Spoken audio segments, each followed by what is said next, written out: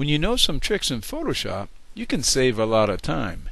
In today's example, we're going to change the color of this girl's earrings to match her sweater.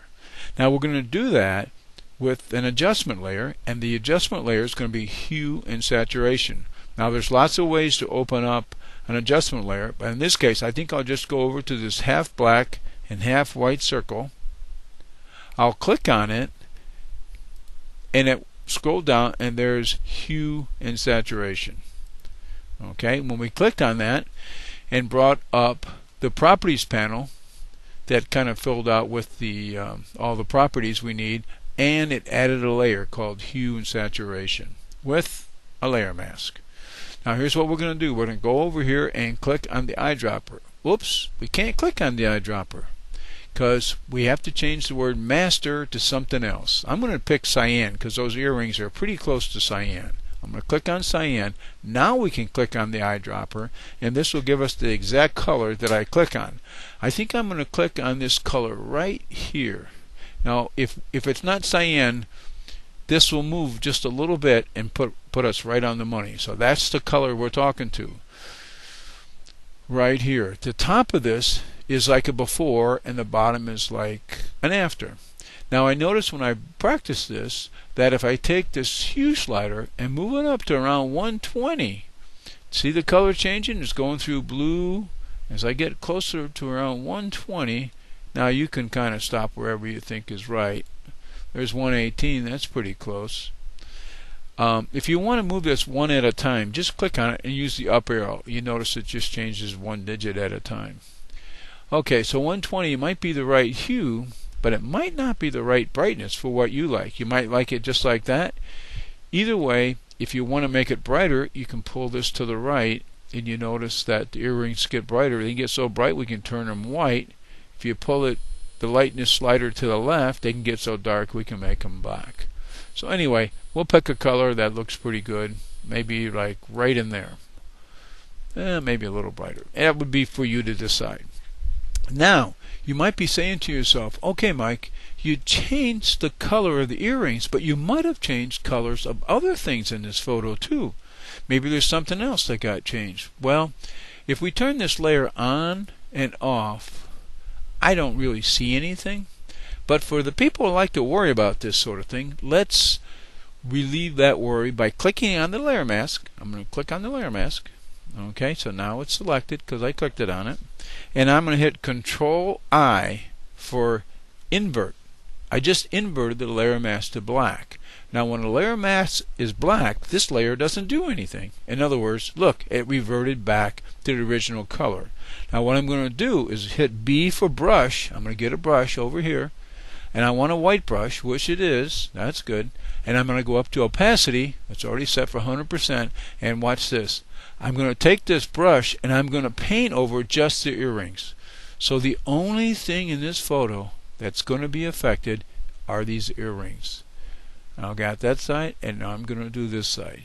So now I know that only the earrings have been affected. Now we did that pretty quick, and we did not have to make a selection. Okay, that worked pretty good. Now let's try something else. What do you say we try to make the background color match those original color of the earrings, which was kind of cyan. So what we're going to do is go over to the layers panel. Here's the layers panel.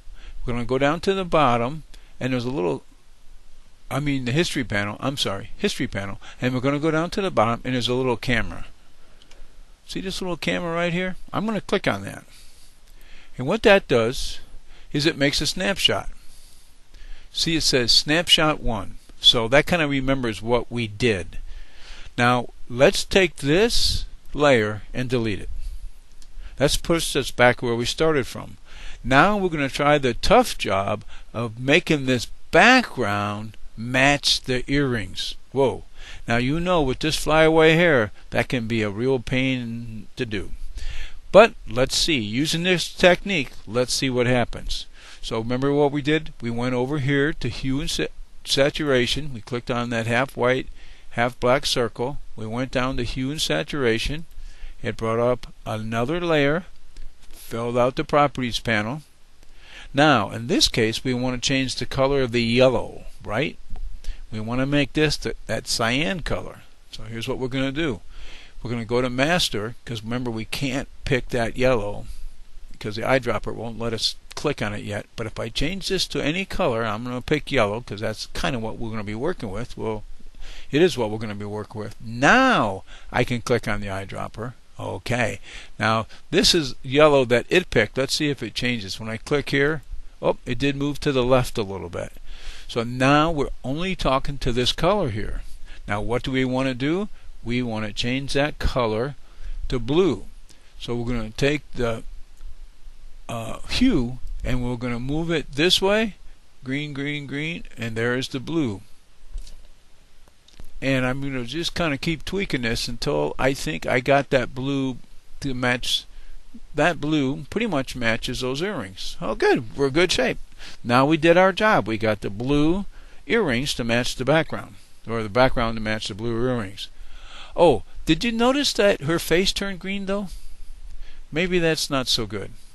So we're going to have to do what we did before. Do you remember what we did? We went over to the layer mask, we clicked on it, and we hit Control I to invert the layer mask. Now you could paint it with black, but it's just a lot quicker. Just hit Control I. On a Mac that would be Command I, and now it's a black layer mask. And remember, a black layer mask means this layer doesn't do anything.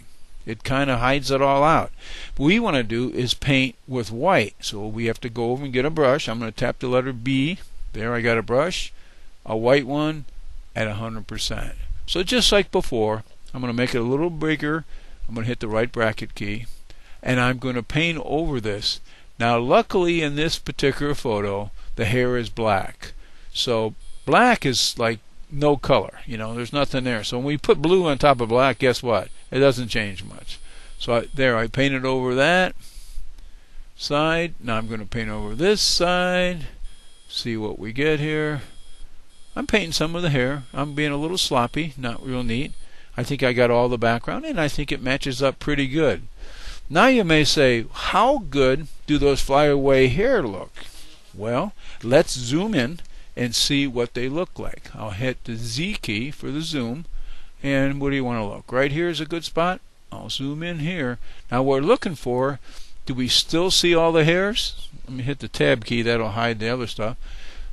Look, the hairs are there, and there's no halos around them. They look pretty darn good. They look great to me, actually. So hit the tab key again and brings all the stuff back. Now before we finish up, let's also make a snapshot of this version. So I'm going to go over to the history panel, and I'm going to click on the camera. Now I got two snapshots, snapshot 1, snapshot 2. So let's see what snapshot. Well, let's look at the original. I just click on the first one. That's what we started with. Then we changed the color of the earrings to match her sweater, and then the last one we changed the color of the background to match her earrings. We did all this without having to make a selection. This lesson is quite easy, and I hope this lesson can save you some time, and thanks for watching.